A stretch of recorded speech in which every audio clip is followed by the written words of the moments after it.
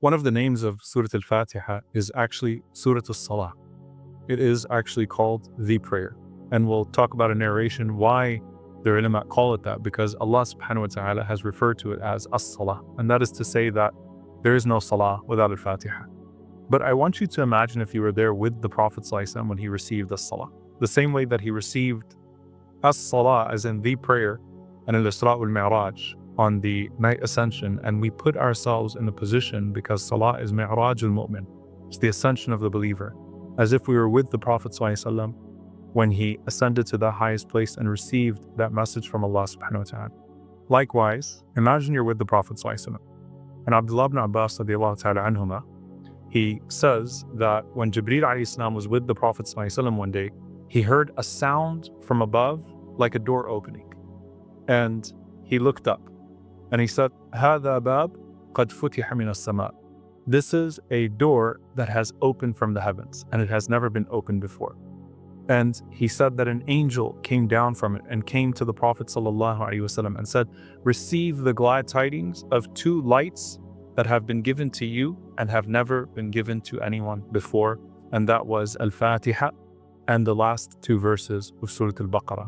These ayats came to the Prophet ﷺ from Allah subhanahu wa ta'ala, and you will never recite a single letter of them except that you will be granted what you are asking. SubhanAllah, if you imagine that there's no equivalent of Al-Fatiha in any scripture before, that no prophet was given a gift, no ummah was given what we were given through Surah Al-Fatiha. You enter into your salah, and the conversation with the King of Kings begins. Now, the Qur'an is a monologue. Allah speaks directly to us. And what we learn from that process of the Qur'an being a monologue is two things. Imam al-Ghazali rahimahullah said that the division of how the ranks of the believers are in regards to their conversation with Allah is that there are those who can anticipate and connect with the Qur'an as revealed to the Prophet ﷺ. And then there are those who interact with the Qur'an as if it was revealed to them. And then the third, which is the highest, are those that put themselves in the position as if Allah is speaking to them directly, meaning as if they're feeling it, they're sensing that conversation with Allah subhanahu wa ta'ala. But the Qur'an is a monologue. Dua is a dialogue, right? Dua is two ways. Allah subhanahu wa ta'ala speaks to us and we speak to Him. And a dua huwa al-ibadah, as the Prophet ﷺ said, supplication is worship. And when it comes to Surah Al-Fatiha, Surah Al-Fatiha is a dialogue with Allah subhanahu wa ta'ala. And it's a beautiful dialogue. Allah subhanahu wa ta'ala says in the Hadith Qudsi, قَسَمْتُ الصَّلَاةَ بَيْنِي وَبَيْنَ عَبْدِي نِصْفَيْنِ. I have divided this prayer between me and my slave into two halves. So as-salah here is referring to Al-Fatiha. And here's what I want you to visually capture, which is absolutely incredible. If you were to look at Surah Al-Fatiha, the first half of Surah Al-Fatiha up until Ihdina Sirat al-Mustaqim, that is the part that is praising Allah subhanahu wa ta'ala. The second half is the dua, is the ask from Allah subhanahu wa ta'ala. If you look at it visually, it's exactly half the page. So it is two halves that Allah subhanahu wa ta'ala has mentioned. And this is an important distinction to make. There is a hadith where Mu'adh radiallahu anhu was with the Prophet sallallahu alaihi wasallam. He says, Ya Mu'adh ibn Jabal. He calls him out 3 times. O Mu'adh, O Mu'adh. And Mu'adh says, Labbayka ya Rasulullah, here I am, O Messenger of Allah, here I am. And he says, do you know what the right of Allah upon His servants is? What is it, Ya Rasulullah? That they worship Allah subhanahu wa ta'ala without attributing any partners to Him. And in the rest of the hadith, the Prophet ﷺ says, to paraphrase, and do you know what the right of the servant is upon Allah subhanahu wa ta'ala? That Allah will not punish them. That should they abide, Allah will not punish them. And so our entire relationship is what Allah subhanahu wa ta'ala gives us in return for our worship to Him, even though He created us and gave us the ability to worship Him subhanahu wa ta'ala. And so you start this dialogue. Allah Azza wa Jalla says, إِذَا قَالَ الْعَبْدُ الْحَمْدُ لِلَّهِ رَبِّ الْعَالَمِينَ. When my servant says, Alhamdulillahi Rabbil Alameen, all praise is due to Allah, the Lord of the worlds. Allah says, Hamadani Abdi. My servant has praised me. Who is Allah talking to? Remember, when Allah prays upon us, He's talking to the angels. So imagine Allah talking to those that are with Him and saying, my servant over there, my servant praised me. And alhamd in this regard is such a beautiful way to approach Allah, because hamd is a comprehensive way to praise Allah. It includes within it al-thana wa shukr, which is praising Allah subhanahu wa ta'ala as He deserves to be praised, but also gratitude. So it actually includes both of those things. So it's a perfect way to praise Allah subhanahu wa ta'ala. And alhamd, if you notice it's the definite article. So that means all of the praise is due to Allah subhanahu wa ta'ala. And so think about the coherence in the salah. Alhamdulillahi Rabbil Alameen, hamadani abdi. Sami'a Allahu liman hamida, Rabbana wa lakal hamd. It's a conversation of hamd. I praise Allah, Allah acknowledges that praise, and Allah subhanahu wa ta'ala lets the angels know of that praise. Now, what is the hamd for? Because you want to visualize to be able to appreciate your salah. You're praising Allah for who He is, even though He doesn't need your praise. So who He is. You're praising Allah for what He guided you to, because the most precious blessing that He ever gave you was guidance, even more so than your existence. You're praising Allah for what He gave you, other than guidance of the blessings. And you're praising Allah for what He saved you from. So connect to these four things. And Imam al-Awza'i rahimahullah said, I heard someone say, I praise Allah if not for a blessing provided, for a harm that He averted from. You don't know what harm it was, but I'm praising Allah for the obvious blessing and for the harm I never saw coming. I'm praising Allah for the ability to praise Him in the first place. If the only thing to say Alhamdulillah for was the ability to say Alhamdulillah, that in and of itself is enough of making it worth it to praise Allah subhanahu wa ta'ala for. I praise Allah for what I see of His names and His attributes and for what I can't perceive. I praise Allah for the visible and the invisible aspects of guidance. I praise Allah for the visible and the invisible blessings. There are so many blessings you never even see.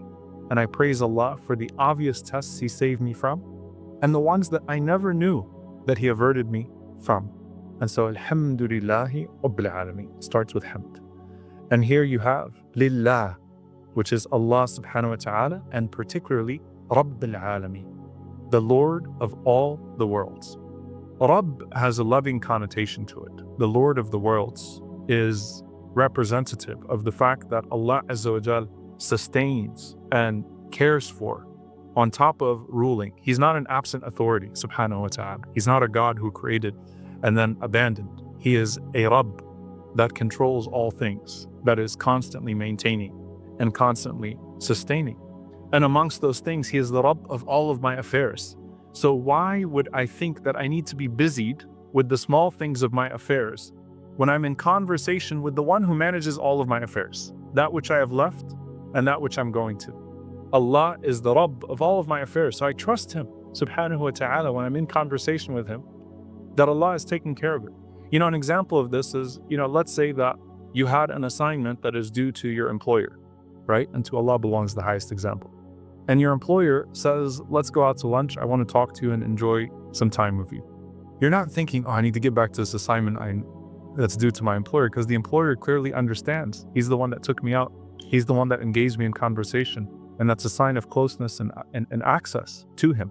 So in the case of Allah subhanahu wa ta'ala, I'm pleased with Allah as the Lord of all of my affairs. And so I will not be busied with my affairs over my Lord. Rabbil Alameen. He is the Lord of multiple layers of existence in time and in space. If you recall, the barzakh, a completely, entirely separate existence from us that exists of those that have passed away. And there's all of the ghaib that we don't see, the unseen that we don't see. Allah Azza wa Jal manages all of those things. He owns all of those things. He maintains all of those things. And of the beauty of this is that He's praising you in a realm that you can't perceive, but exists. And that is with the realm of the angels. He's praising you with the angels in one of the other realms that you are not able to access in the moment in terms of perception, but you know that it exists, and you praise Him as He deserves to be praised, always knowing that you will never praise Him enough, and that you should praise Him for the ability to praise Him. Alhamdulillahi Rabbil Alameen. And Allah says, Hamadani Abdi, my servant just praised. And then you say, Ar-Rahman Ar-Rahim. You praise Him for His all-encompassing mercy, and you praise Him for His exclusive mercy, which you seek as a constant.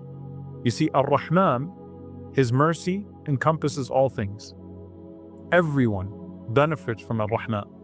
Every form of rahmah, every form of mercy that exists as an extension of what Ar-Rahman bestows.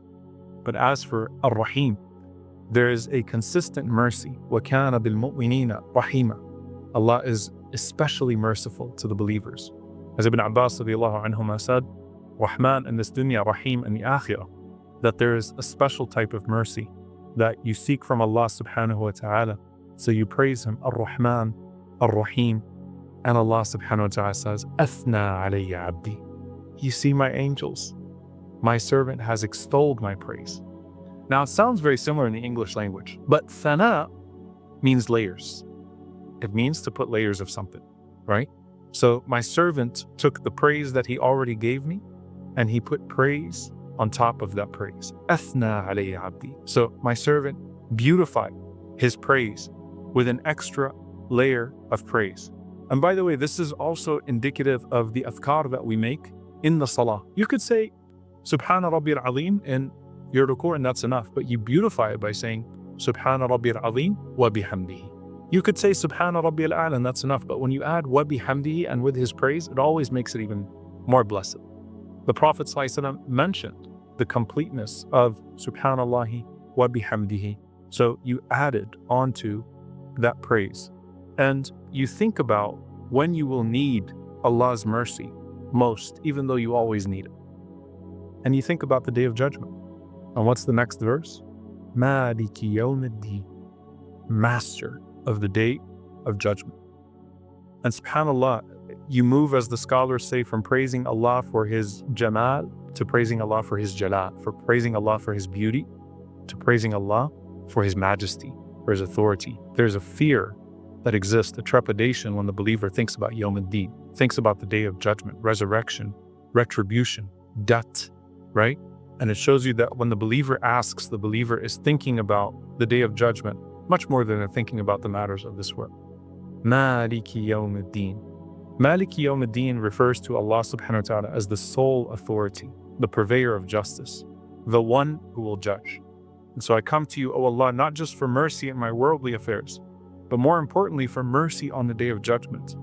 And this is connected, by the way, to the initial hamd, to the initial praise. Allah subhanahu wa ta'ala says, وَقُضِيَ بَيْنَهُمْ بِالْحَقِّ وَقِيلَ الْحَمْدُ لِلَّهِ رَبِّ الْعَالَمِينَ. That when the judgment takes place and it's all said and done, and the gavel drops, then it is said, Alhamdulillahi Rabbil Alameen. When we think about people who have been dealt with injustice, there's hamd on the Day of Judgment when they see that on Yawm al-Din, Allah did not forget the debt that was owed to them, the injustice that was committed against them. We think about that especially with our brothers and sisters in Gaza, that think about the hamd, the relief that you feel when the injustice that bothered you, you see that Allah subhanahu wa ta'ala did not let it go, right? So you go from praising Allah subhanahu wa ta'ala for His encompassing mercy, and then specifically His authority. And this is the difference now between Athna alayya abdi and what Allah says after you say Maliki Yawmiddin. Allah says after you say Maliki Yawmiddin, Majjadani abdi. Majjadani abdi. Which would mean my servant has glorified. The difference between thana and tamjid. Thana is all-encompassing praise. Tamjid is glorifying Allah for specific notions of kingship and authority. Okay, so it's a very specific type of praise. And by acknowledging Allah subhanahu wa ta'ala's unique authority, you're acknowledging your state of servitude, that you are a abd in complete need of His mercy and accountable to His judgment subhanahu wa ta'ala.